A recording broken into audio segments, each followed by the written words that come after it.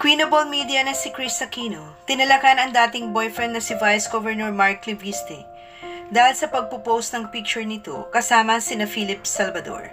Pero bago pong ating balita, huwag pong kakalimutan mag-subscribe sa ating channel at pindutin ang notification bell para lagi po kayo updated sa ating mga balita.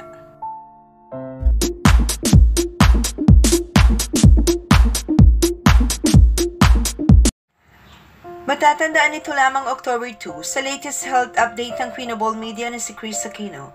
Ipinagdiinan nitong wala siyang karelasyon ngayon. Bahagi ng kanyang post, PS, "My sisters urge me to make my current status very clear. I am not in a relationship. We no longer communicate, and my sons and I feel more peaceful." Dito'y nagkomento naman ang ex-boyfriend ni Kris, ni si Batangas Vice Governor Mark Leviste. Saad nito, "Thank you." Sinagot naman ito ni Kris at hindi nakapagpigil na talaka ng ex-boyfriend dahil parang napuno na raw siya rito. Dahil kahit makailang beses na daw siyang nakiusap ng privacy, ay patuloy pa rin daw itong nangungulit para lamang mapansin. Saad ni Kris, "Even the nicest and kindest people have their limits.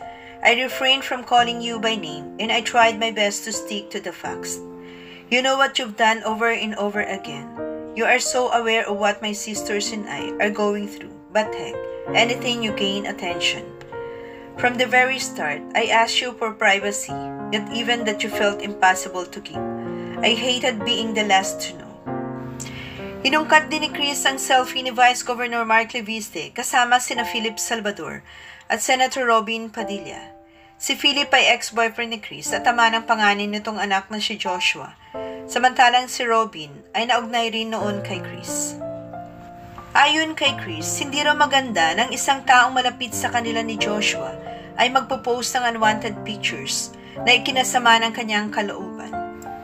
Pahayag ni Kris, "Tinawid sa Take Two with Kuya's dad. We've had the bullying in all forms, yet someone who got to personally know us had to post unwanted pictures twice that inadvertently hurt my feelings. Because I knew attention at the expense of an innocent like Kuya is so evidently an exercise in showing that you can get away with everything." Dagdag pa ni Kris, mukhang naapakan na ang kanyang pagkatao.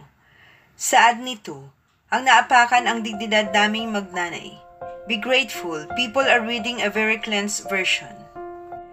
Sa ngayon hindi na makikita ang komentong ito sa post ni Kris Aquino dahil ito ay borado na. Maraming salamat po sa inyong panunood.